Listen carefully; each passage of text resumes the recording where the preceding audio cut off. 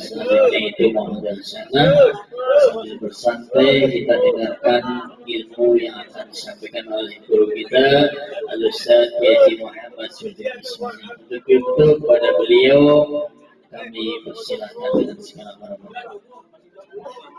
Allahumma shalli alaihi.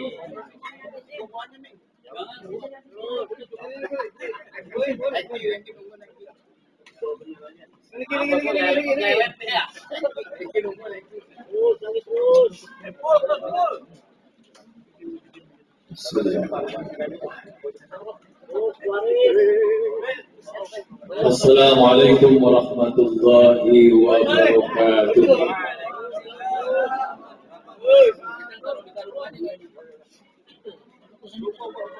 A'udzu billahi bismillah alhamdulillah wassalatu wassalamu rasulillah wa ala alihi washabbihi wa mawala wala haula wala quwwata illa billah. Faqul Allah ta'ala fi kitabil karim wa huwa asdaqul qailin. A'udzu billahi minasyaitonir rajim. Bismillahirrahmanirrahim. Thumma awhayna ilaika an tattabi' millata Ibrahim hanifa.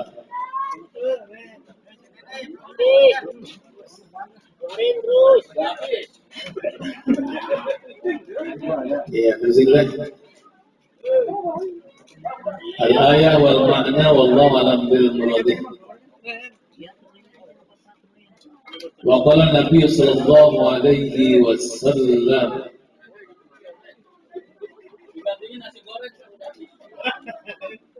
Sing terusin.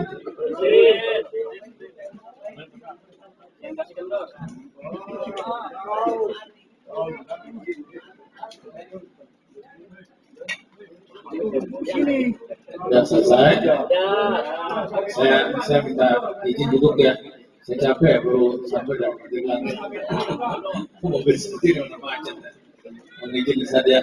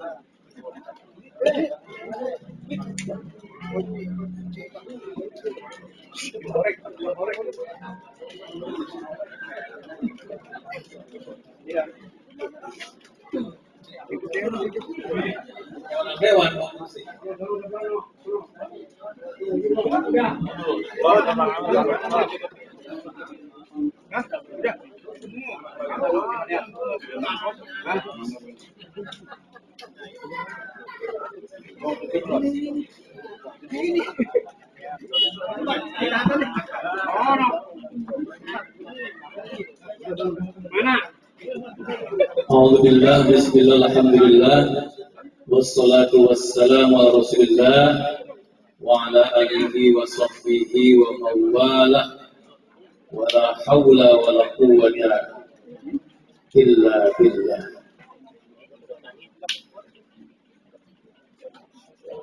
Waqad qala Allah ta'ala fi kitabihil karim wa huwa asdaqul qailin. A'udzu billahi minasy syaithanir rajim. Bismillahirrahmanirrahim. Thumma awhayna ilaika an tattabi' millata Ibrahim hanifa.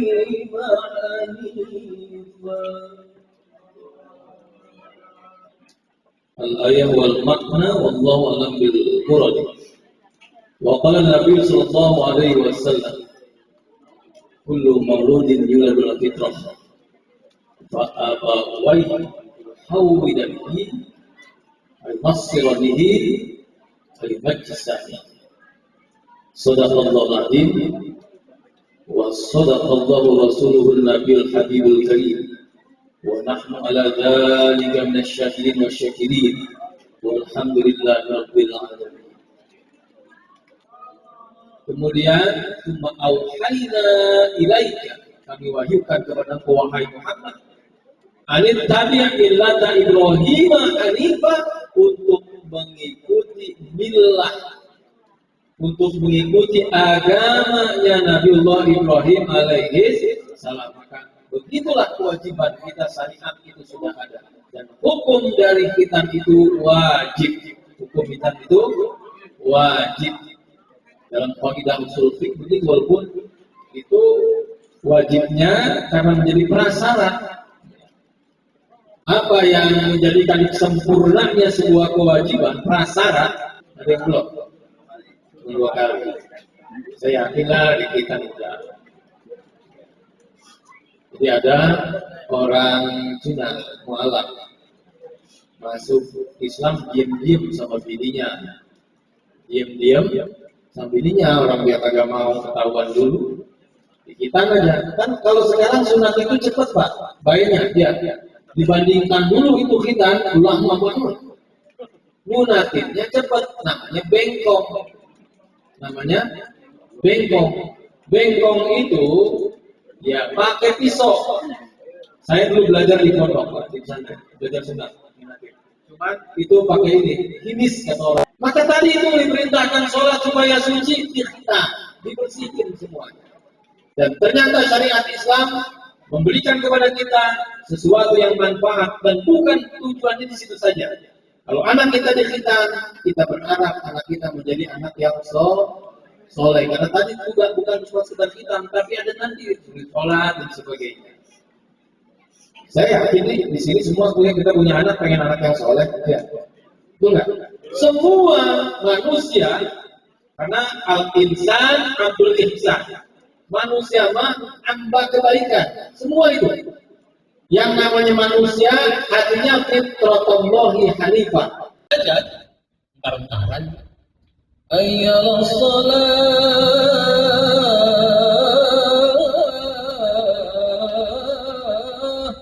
Emang buru-buru. Iya, ntar aja, masih ada belum komat. Ngerti nama bocah, baba, tuh udah komat, tenang aja. Kalau komatnya sholat, udah selesai, tenang aja, besok juga masih ada, gitu kita. Ya. Makanya kita nggak jadi kekasih Allah. Ya, dientar-entar. Nabiullah Ibrahim, apa yang diperintahkan oleh Allah, cepat dilaksanakan. Kagak pakai tunggu-tunggu. Kira-kira kalau anak bapak disuruh entar-entaran sama ada nih anak dua anak dah.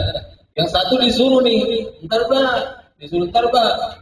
Ada anak kita yang satu mau disuruh langsung ngacir larian itu. Kira-kira saya yang mana kita tuh? Yang mana di saya? Hah? Yang ngacir kabur. Ya begitu kita itu. Katanya kita pengen dikasihi oleh Allah, disayangi oleh Allah. Kalau sudah menjadi kekasih, maka apapun yang diminta dikasih. Namanya juga kekasih. Apapun yang diminta itu jadi dikasih. Kita mah jauh daripada kekasih. Karena dientar-entar. Wajar kalau doa kita itu nggak kabul-kabul. Wajar nggak? Wajar. Nabi Ibrahim nggak langsung kerjain. Pakai. Bayangin, saya nggak bisa ngebayangin itu. Kayak kampak segitu gedenya. Ya. Mungkin zaman dulu kampaknya itu nggak kayak sekarang. Tumpul. Ya. Nah ini kemudian yang jadi syariat. Yang tsumma auhayna ilaika littabi' millata Ibrahim hanifa. Kemudian tsumma auhayna ilaika, kami wahyukan kepada engkau wahai Muhammad, anit tabi' millata Ibrahim hanifa, untuk mengikuti millah, untuk mengikuti agamanya Nabiullah Ibrahim alaihi salam. Maka begitulah kewajiban kita, syariat itu sudah ada, dan hukum dari khitan itu wajib. Hukum khitan itu wajib. Dalam kaidah usul fiqh begitu, walaupun itu wajibnya karena menjadi prasyarat. Apa yang menjadikan sempurnanya sebuah kewajiban, prasyarat, ya, bahwa wajib, maka wajib. Ma la yatimul wajib illa bihi bahwa wajib. Ya. Yang jadi prasyarat untuk sampainya sebuah kewajiban maka jadi wajib. Ada perintah, silakan naik ke atas. Itu perintahnya naik. Apa syaratnya untuk bisa naik? Tangga. Maka tangga itu wajib. Nah begitu perintahnya kita untuk ibadah. Ibadah itu harus suci. Orang yang tidak dikhitan tidak suci. Maka wajib dikhitan. Khitan itu wajib. Cuma saya mau tanya, ini udah pada dikhitan belum ini? Ada yang belum? Cuma 2 kali. Saya yakinlah dikhitan udah ada. Jadi ada orang Cina mualaf masuk Islam diam-diam sama bininya, diam-diam sama bininya, orang dia kagak mau ketahuan dulu, dikhitan aja. Kan kalau sekarang sunat itu cepet pak, kayaknya ya. Dibandingkan dulu itu khitan lama banget. Nyunatinnya cepet, namanya bengkong. Bengkong itu ya pakai pisau. Saya dulu belajar di pondok pak, di pesantren, belajar sunat. Cuman itu pakai ini, himis kata orang Kulon nih. Himis apa tuh? Himis. Olat pakai bambu. Itu saya nggak berani aja. Tapi kalau ada bapak-bapak yang mau ikut mencobain sih nggak apa-apa. Buat praktek saya. Ya pakai olat. Makanya kalau dinatin kan kudu miring. Jadi pakai bambu dulu, jepit, set, gitu, itu ujung dari kepalanya itu jepit, tarik dulu, jepit, gitu. Cepat itu. Nyesetnya mah gampang. Cuman yang ngeri pendarahannya itu. Iya, pendarahannya. Makanya ada ilmu sirap di sana. Ilmu sirap tiup. Ya. Gak sembarangan. Baik. Itu yang mahal ilmu sirapnya. Dulu namanya bengkok. Cepet. Begitu dipotong, kalau kita kan begini. Dulu memang prosesnya lama juga sih. Sebelum dipotong ya Pero ya. Itu kan kita berendam dulu. Dimandiin. Pagi-pagi ya. Bukan ya. Berendam dulu itu. Kenapa berendam? Karena nggak ada obat kebal. Jadi alot. Iya, berendam dulu. Habis berendam, kangin itu di pangku kita sama bapak kita. Di pangku. Nah, tarik itu ininya. Apanya kainnya, masukin ke kepala, tutupin. Kita kayak digigit semut aja. Digigit semut, selesai. Nggak ada. Ujungnya dimasukin di kelapa. Cumplung namanya. Zaman dulu ya. Emang biar apa itu? Biar adem katanya. Iya, biar adem katanya. Yang adem kulupnya, orangnya mah kagak. Yang adem kulupnya. Iya, sebelum dikasih kelapa, masukin kelapa. Lama banget. Apa obatnya? Sulfanilamid. Itu loh sekarang. Zaman dulu tuh gosok. Pakai itu tuh yang di ini, yang di kabang-kabang tuh. Ditempelin, baik kagak bengkak iya. Tapi iya baik juga tuh orang kita yakin. Ya. Lama banget jalan pakai ngegang. Itu gak pakai batok kelapa. Ya, nggak boleh nginjak tai kotok, lengkai tai kotok nggak boleh. Betul ya, nggak boleh tai kotok lengkai. Lagi nggak bayi sengaja tai kotok lengkai. Apa bayinya? Sampai bulanan, udah kayak ini rokok jarum. Kan begitu rokok jarum ya, gambarnya kayak begitu tuh. Lama banget bayi. Nah, sekarang metode yang namanya khitan itu banyak. Sampai sekarang metode Turki ada, metode klem. Ya, dijahit dulu ada yang katanya distorder, bukan apa namanya laser ya. Bohong, laser mah bohong pak. Bukan laser distorder, begitu di ini distorder nggak keluar darahnya. Ya. Sekarang ada yang kata metode klem, ada lagi metode baru tuh di sini di Greenland. Apa metode apa ini? Metode apa? Metode apa? Di klem juga. Ya pakai ini, langsung bisa pakai celana ya. Bisa langsung pakai celana. Hah? Bisa mesen. Untung di sini Pak, kalau di Bali lain lagi, bisa diukir. Dipahat itu. Metodenya sekarang sudah banyak. Bahkan ini menjadi sesuatu yang bukan hanya sekedar syariat, tetapi ada nilai-nilai higienis.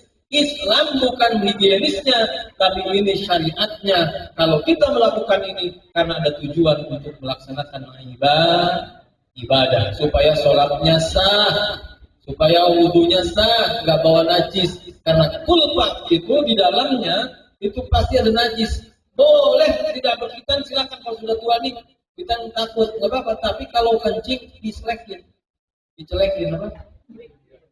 Celik atau celek? Ya, biar helmnya ketahuan. Ya tadi itu kata begitu tadi di hitan tuh malam, ya malamnya udah baik dia pakai celana, bininya kaget Pak. Bang, ini kok aneh yang kemarin kayaknya nggak pakai helm, ini pakai helm. Iya, ini ngapain Bang begini Bang? Pakai obat apa Bang? Dia nggak sangka obat. Ya, pakai obat Bang. Besok kalau begitu Bang, kita lagi Bang ya, sobat lagi. Enak soalnya. Jadi khitan itu ada manfaat, bukan hanya buat dirinya sebagai orang yang dihitan, kesehatan dan sebagainya. Karena bisa jadi itu penyakit sumbernya di situ. Tetapi ini juga buat perempuan. Saya bertanya sama Bapak, makan rambutan enakan dikupas atau kagak? Makan pisang enakan dikupas atau kagak? Ya begitu juga sama perempuan tuh, bilangin enakan dikupas. Namanya disunat. Maka Islam memberikan syariat penuh manfaat. Islam memberikan syariat penuh manfaat, tidak sembarangan untuk menghitan itu. Saya ada datang ke saya itu orang Cina. Itu di Bank Mayapada dia, di Bank Mayapada Cina. Kenapa Frans? Orang Kristen dan Protestan. Bicara masalah sunat, dia bilang gini, saya nggak mau sunat. Kenapa? Ntar kalau di sono takutnya kurang. Begitu dibangkitan lagi kurang. Dia bilang begitu. Dia bilang promo loh. Saya jelasin begitu.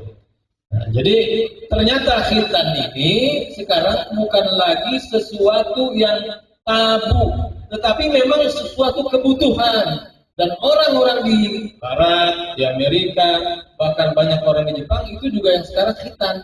Kenapa? Nilainya adalah higienis kesehatan. Begitu luar biasanya syariat Islam.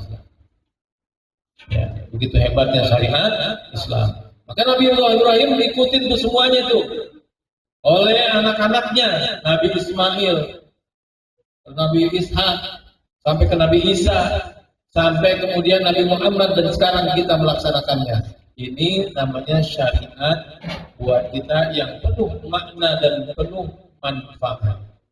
Nah, kemudian buat kita nih anak-anak kita, kenapa dikhitan? Kalau bisa itu jangan udah gede baru dikhitan.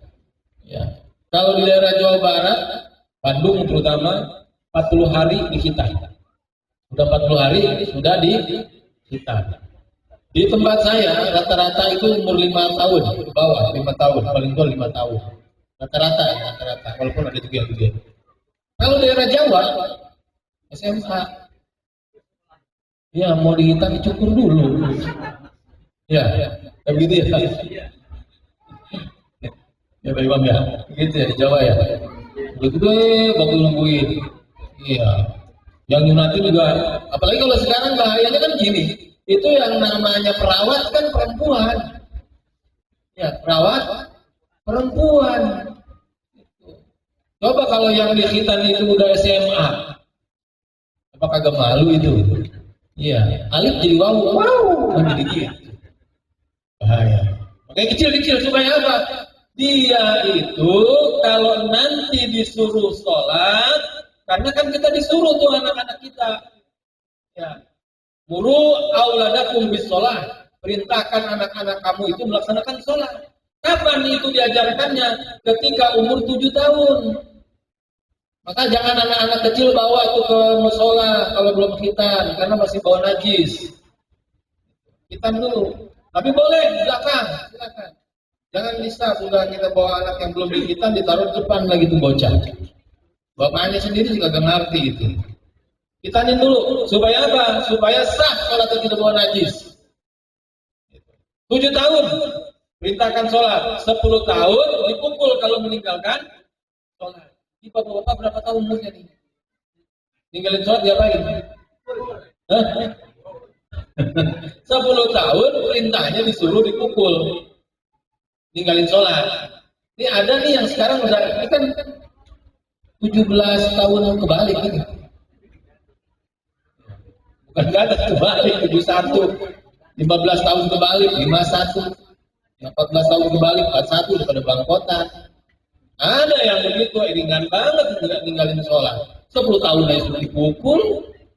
Bicara khitan, bicara kewajiban, bicara ibadah. Karena ini adalah amanah.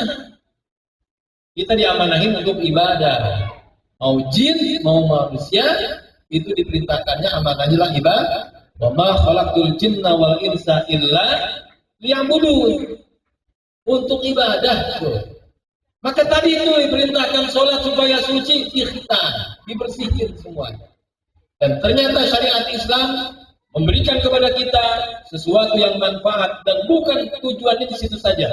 Kalau anak kita dikhitan, kita berharap anak kita menjadi anak yang soleh. Karena tadi tidak bukan cuma sekedar khitan, tapi ada nanti sholat dan sebagainya. Saya yakin di sini semua kita punya anak, pengen anak yang soleh, ya.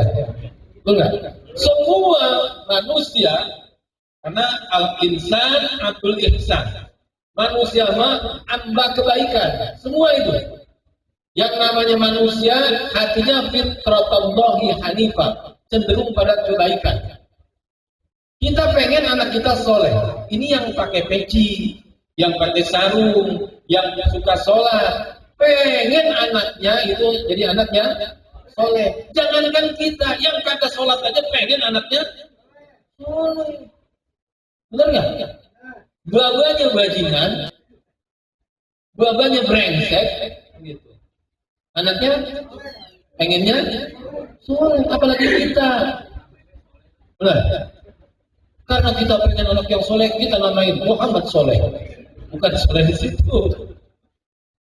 Ya, anak yang taat kepada Allah, taat kepada orang tua, bermanfaat buat masyarakatnya. Karena ada anak yang nggak taat sama Allah, nggak taat juga sama orang tua.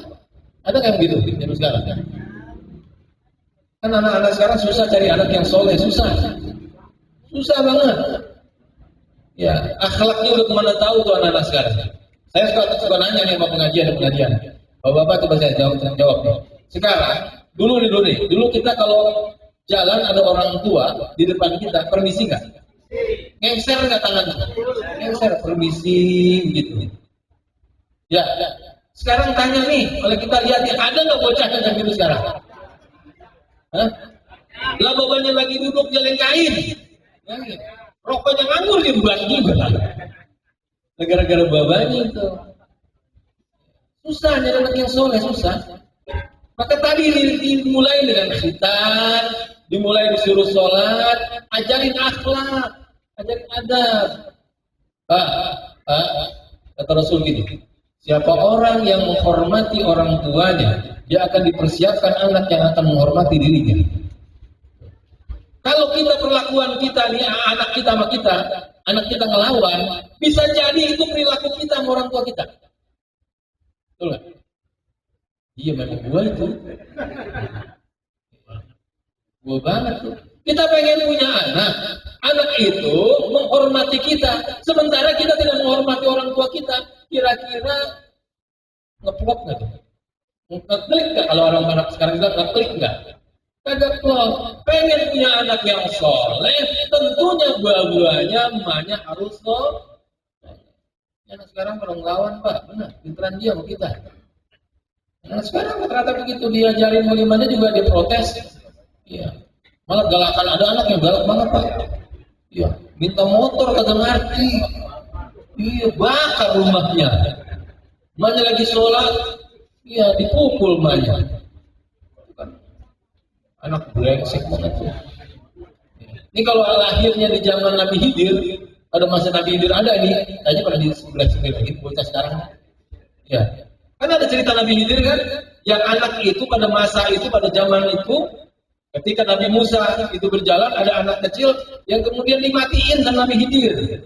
Nabi Musa protes, ya Khidir kenapa dimatiin? Lu gua kata juga diem, jangan ikut gua, kagak tahan lu mah. Jadi ternyata ada rahasia. Ini kalau nggak dimatiin nih bocah, besoknya jadi penjahat. Udah gede jadi penjahat. Ini kira-kira kalau Nabi Khidir ada pada saat ini, bocah banyak yang mati kali ya. Di sebelah ini, lo pada ngelawan bahaya orang tua. Cuman gara-gara siapa sih? Gara-gara kita juga ngelawan sama orang tua. Gara-gara kita nggak peduli sama orang tua kita. Hati-hati, kalau anak nanti nggak peduli sama kita, itu bisa jadi kita yang nggak peduli sama orang tua kita. Ayo, sekarang siapa yang punya orang tua? Pada peduli nggak sama orang tua? Ini rata-rata banyak kan takut bini, mau ngasih orang tuanya takut-takut. Ya, iya, takut sama bini, ngasih sama orang tuanya pribadi, keplok, mak, pegang, gitu. Ya, ada yang begitu nggak beres? Begitu. Iya. Bagaimana mau masuk surga? Bagaimana anaknya mau taat sama dia?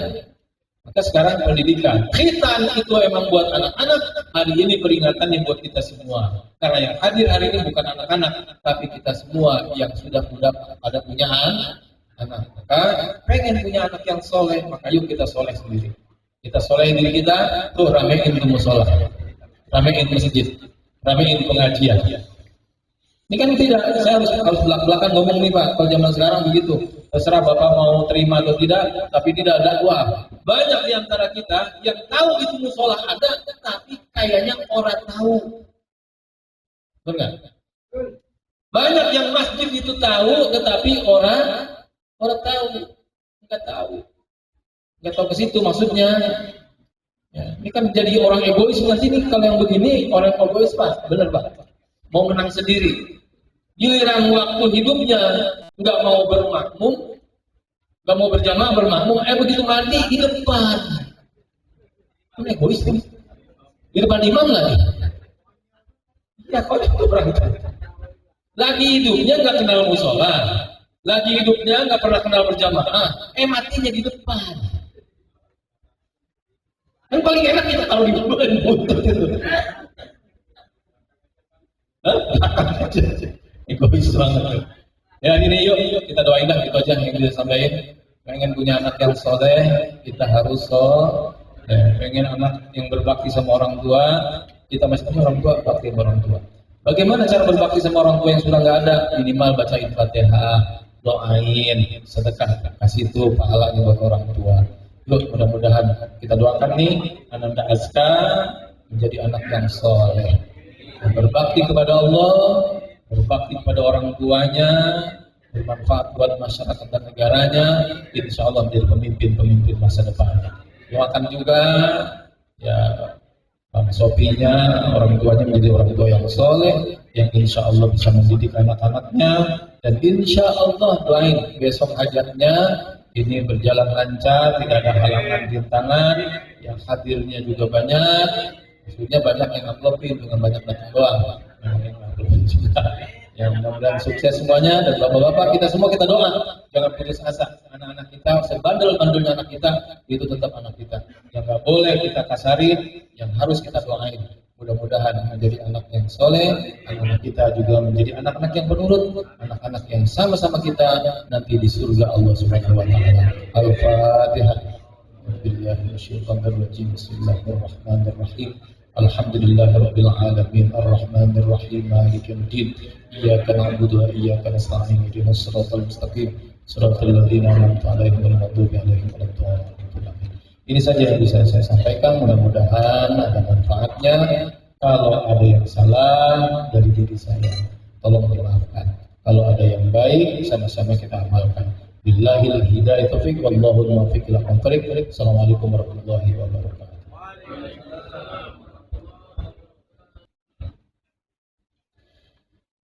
Bismillahirrahmanirrahim. Bismillahirrahmanirrahim. Astaghfirullahaladzim. Astaghfirullahaladzim. Astaghfirullahaladzim. Ya Muhammad ya Karim.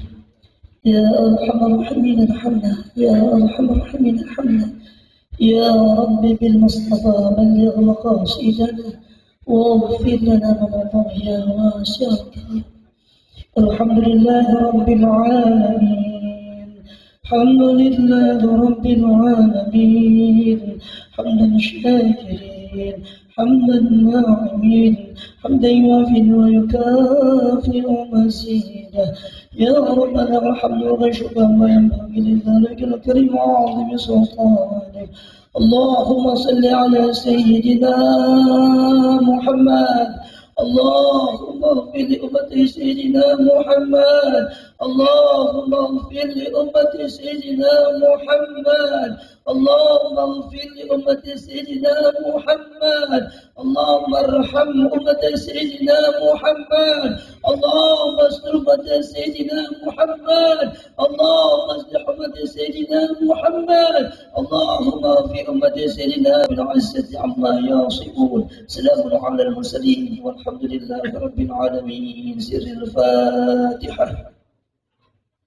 بسم الله الرحمن الرحيم. الحمد لله رب العالمين الرحمن الرحيم مالك يوم الدين. إياك نعبد وإياك نستعين اهدنا الصراط المستقيم صراط الذين أنعمت عليهم غير المغضوب عليهم ولا الضالين آمين. Amin al-Fana ya karim ya rahna al-syabit nabil iman al-syabit nabil tauhid syabit nabil ma'rifah wa syabitna ala din islamin dari dunia wa ila daril akhirah. Da'wahum biha subhanakal ma'tahayyatuhum biha salam wa akhiru da'wahum alhamdulillahi rabbil alamin.